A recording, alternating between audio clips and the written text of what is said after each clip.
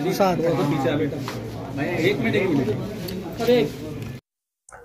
वालेकुम दोस्तों, मैं हूं शाहिद हुसैन। उम्मीद करता हूं आप सब खैरियत से होंगे। मेरा यूट्यूब चैनल और फेसबुक पेज देख रहे हैं। इस वीडियो में हम बात करेंगे दो बहन भाई जो कि कराची से लापता हुए थे, अनाबिया और अयान। उनकी बाजियाबी और उसके बाद फिर पसपर्दा हक़ाइक़ जो अब तक सामने नहीं आ सके वो आपके सामने लाने की कोशिश करेंगे। और बाकी आपने वीडियो देखनी है और उसके बाद फिर आपने फैसला करना है कि कौन गलत है कौन ठीक है। और बच्चे आज इस मुश्किल का शिकार हैं और न सिर्फ खबरों की जीनत बने बल्कि अब मुख्तलिफ उनको तहकीकाती इदारों का भी सामना करना पड़ा। और मजीद न जाने कब तक इनकी मुश्किलात जो है वो इसी तरह रहेंगी, वो आने वाला वक्त बताएगा। लेकिन वजह क्या थी, असल असबाब क्या थे, वो असबाब इस वीडियो के अंदर आपके सामने रखूंगा। और माँ बाप की लव स्टोरी थी और उसके बाद फिर लव स्टोरी और लव के बाद शादी चल क्यों नहीं पाई, उसकी डिटेल जो ऐसे हक़ाइक़ जो आज हमें अदालती रिपोर्टिंग के दौरान नजर आए, जो कि टीवी पे और सोशल मीडिया पे कहीं और आपको नजर नहीं आएंगे, हम वो आपके सामने रखने जा रहे हैं। आज सुबह के औकात में हमें पता चला है जी, गुज़श्ता रोज जिस तरह बच्चे बाजियाब हुए उससे एक दिन पहले लापता हुए और उनको आज जो है जुडिशल मजिस्ट्रेट बस्ती की अदालत में पेश किया जा रहा है। उसके बाद फिर वहां हम जब पहुंचे तो जो बच्चों के जो वालिद हैं राशिद, वो अपने वकील जाहिद हुसैन सुमरो के साथ पेश हुए और उन्होंने अदालत से रजू किया। उनको अदालत में दरखास्त दी कि इनकी जो बच्चे हैं उनके हवाले किए जाएं और वो बच्चों की हवालगी के हवाले से अपने रिश्तेदारों के साथ पहुंचे, जिनमें उनके वालिद भी साथ थे और उसके बाद दीगर अहले खाना भी। और उसके बाद फिर कुछ देर बाद वक्त लगा, काफी टाइम के बाद जो है बच्चों को पेश किया गया। इस दौरान जो हमने लोगों से बातचीत की तो पता चला कि असल स्टोरी है क्या। बच्चे लापता हुए, आज खुद गए, कौन लेके गया था, और उसके बाद फिर जो माँ बाप की लव स्टोरी थी, उसके बाद फिर अंजाम शादी को पहुंचा। शादी के बाद अलहदगी क्यों हुई, वजह क्या थी, वो जब हमने लोगों से वहां खड़े होकर गुफ्तगू की, जो इनके करीबी रिश्तेदार थे, उन्होंने जो चीजें बताई वो हौलनाक भी है, चौंका देने वाले भी हैं। और वो भी हैं कि देखें, जब इंसान गरीब हो तो फिर हवाओं में नहीं उड़ सकता, उसकी ख्वाहिशात, तो उसकी वो तमाम चीजें दम ले जाती हैं, दम टूट जाती हैं, या आप वो कहते हैं दम तोड़ जाती हैं कि वो ख्वाहिशात तो होती हैं लेकिन वो अंजाम तक नहीं पहुंचा पाता। और उसके बाद फिर सिलसिला ये बनता है कि आखिरकार अगर शादी किस तरीके से हो भी जाए वो निभा नहीं सकते, वो टूट जाती है। और यही हाल हुआ राशिद और जो शुमाइला नाज है, दोनों बच्चों के जो माँ बाप है, इनकी शादी का अंजाम भी यही हुआ कि गुर्बत की वजह से शादी टूट गई। जो हमने लोगों से पूछा, जो लोगों से हमने बातचीत की, लोगों के चूंकि आज कोर्टों में जो कुछ हुआ वो मैं आपके सामने रखता हूँ। जो लोगों ने हमें बताया कि जी 2010 में इनकी मोहब्बत से शादी हुई थी और उसके बाद फिर 2015 को नहीं चल पाई और इख्तिताम पजीर हो गई। चूंकि जो राशिद हैं, बच्चों के जो बाप हैं, वो गरीब थे, एक मुतवस्सित तबके से उनका ताल्लुक था। और जो खातून थी शुमाइला नाज, वो एक हाई फाई, आप कह सकते हैं हाई प्रोफाइल एक खानदान से उनका ताल्लुक था, पढ़े लिखे थे और न सिर्फ पाकिस्तान से बाहर भी उनका आना जाना इस तरह लगा रहता था। उसके बाद वो तवील अरसे से शादी के बाद भी जो है वो दुबई में मुकीम है। अगर उनकी आप सोशल मीडिया की प्रोफाइल पर भी जाएं तो आपको नजर आएगा कि उनका जो लाइफ स्टाइल है वो अलग ही नजर आएगा।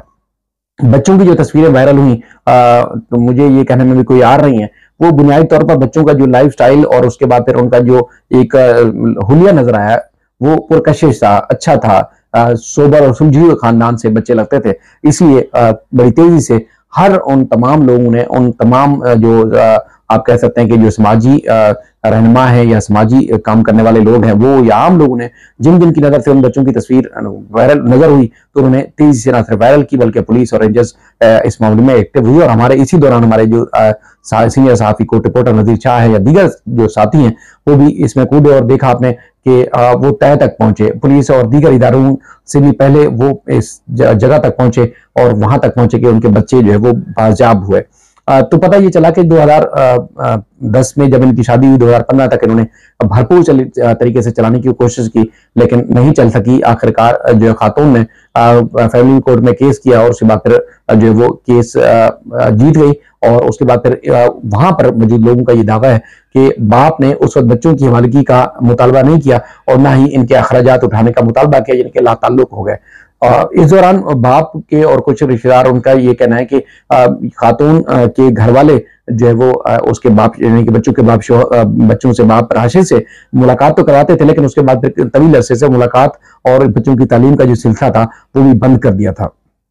उसके बाद मिलने नहीं दे रहे थे। तो उसके बाद फिर सिलसिला ये है कि अब उनका ये कहना है कि ना सिर्फ उनका लाइफस्टाइल बेहतर हो चुका है, बल्कि वो बच्चों की कफालत भी करना चाहते हैं, वो अपने रखना भी चाहते हैं। यानी कि लाइफस्टाइल पहले अगर गरीब थे, उनकी आमदनी अच्छी नहीं थी, अब वो गोल्ड के कारोबार से वाबस्ता है, सोने का कारोबार करते हैं, तो लिहाजा अब वो अच्छी जिंदगी गुजार रहे हैं। तो अब वो बच्चों को अपने साथ रखना भी चाहते हैं और हर सूरत अपने बच्चों की बेहतर मुस्तकबिल के लिए वो इकदाम उठा भी सकते हैं। अच्छा, ये बातचीत जब जारी थी तो इस दौरान इनका जो यानी कि जो बच्चों के ननिहाल वाले हैं उनके और फिर जो ददियाल वाले हैं इनका आपस में हमें जो है वो बर्ताव अच्छा भी नजर नहीं आया।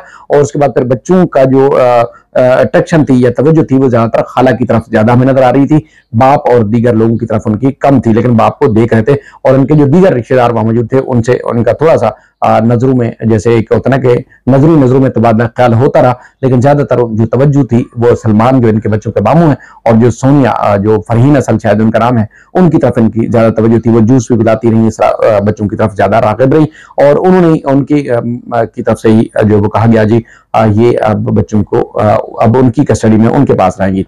अच्छा, जब चूंकि केस तवील चला, मैं चाहता हूँ वीडियो लंबी ना हो, और उसके बाद फिर पुलिस ने 2 खवातीन पुलिस एहलकार थी और उसके बाद फिर पुलिस की कस्टडी में कुछ सियासी लोग भी थे, पीपल्स पार्टी से वाबस्ता, वो पहुंचे बच्चों को लेकर अदालत। और उसके बाद फिर समाज शुरू हुई, जज साहब चैम्बर से उठ के बाहर आए और उसके बाद फिर उन्होंने कहा कि देखें जी हम यानी कि पहले जो बच्चों के वालिद थे उन्होंने दरखास्त दी कि हमें, उनके वकील ने कहा कि हमें इसकी कस्टडी चाहिए, और मामू के जो वकील थे उन्होंने कहा जी बच्चों की कस्टडी हमारा हक है। और जज ने कुछ इब्तदाई समाअत की और उसके बाद तफ्तीशी अफसर से कुछ मालूमात ली। तफ्तीशी अफसर ने जो बताया उसने माँ और उसके बाद फिर जो दीगर मौक़िफ़ था, यानी कि जो मामू और दीगर जो उनके लोग थे वकील, उनके मौक़िफ़ की नफी की तफ्तीशी अफसर ने। मैं इस बात का आपको वाज़ेह बताते चलूं कि तफ्तीशी अफसर ने कहा कि बच्चों ने कहा कि उनके ऊपर जुल्म सितम होता था और मारपीट होती थी, खाला और जो उनके रिश्तेदार थे वो इनको मारते थे और घर से निकले गाड़ी वाले को कहा कि मैं ईद ही हूं, मुझे पहुंचा दो। और गाड़ी वाले अच्छे लोग थे जिन्होंने जो है बच्चों को खाना खिलाया, अपने घर ले गए, खाना खिलाया और सुबह वालिदा को कॉल की और कहा कि आपके बच्चे हम परी मॉल के पास छोड़ के जा रहे हैं। और उसके बाद फिर बच्चों का जो स्कूल भी जो है वो भी छुड़ा दिया गया था और उसके बाद फिर ये जो है वो घर के पास छोड़ के चले गए। अच्छा, जज साहब ने कहा कि हमने पहले बच्चों का बयान रिकॉर्ड कर लेते हैं, बच्चों से मालूमात ले लेते हैं, उसके बाद फिर जो है वो हम मजीद आगे चलेंगे। ये दोनों जो दरखास्त है इनके ऊपर हम दलाइल सुनेंगे। जज साहब फिर उठ के चैम्बर में चले गए, फिर बच्चों को ले जाया गया। बच्चे जब वापस आए तो वहां से जो उनके 174 का बयान रिकॉर्ड करवाया, जो कि ज़ाब्ता फौजदारी की दफा 164 जो थी, उसमें बच्चों ने बताया कि उनकी जज के सामने जो एतराफी बयान था, आप ये भी कह सकते हैं कि मारपीट की वजह से हम घर से चले गए थे, हमें किसी ने अगवा नहीं किया था, हम अपनी मर्जी से गए थे, हम अपनी खाला सोनिया के साथ रहना चाहते हैं और जिस खाला के साथ रहना चाहते पहले रहते थे उनके साथ अब नहीं रहना चाहते, अब हम जो है यहाँ से जाना चाहते हैं। और बच्चों ने कहा कि अब जो है हम खाला के साथ जो जिस खाला के पास रहते थे वहां नहीं रहना चाहते, बल्कि हमें जो है दूसरी खाला के हवाले किया जाए।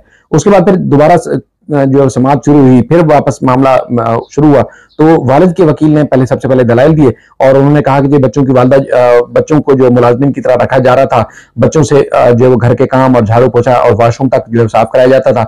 दोनों बच्चों के बयान जो है मीडिया पर मौजूद है। बच्चों की जो वालिदा 2.5 साल से मुल्क से बाहर है, 2 साल से बच्चों को जो है वालिद से मुलाकात भी नहीं करने दी गई। और उसके बाद फिर जो मुद्दई मुकदमा यानी कि बच्चों के जो मामू थे उनके वकील ने कहा कि 2 साल तक जो है बच्चे नानी और खाला के पास से, वालिद मौके का फायदा उठाकर यहाँ पहुंचे, बच्चों की जो कस्टडी के हवाले से अलग केस करें और अगर बच्चों की कस्टडी चाहते हैं तो ये कानूनी तरीका इख्तियार करें, यानी ये फोरम नहीं है कि बच्चे वहां उनको मिल सके। तो उसके बाद फिर जो मुद्दई मुकदमा थे उन्होंने कहा जी 2010 में इनकी शादी हुई थी, 2015 में खत्म हो गई, 2 साल तक बच्चों के वालिद ने जो है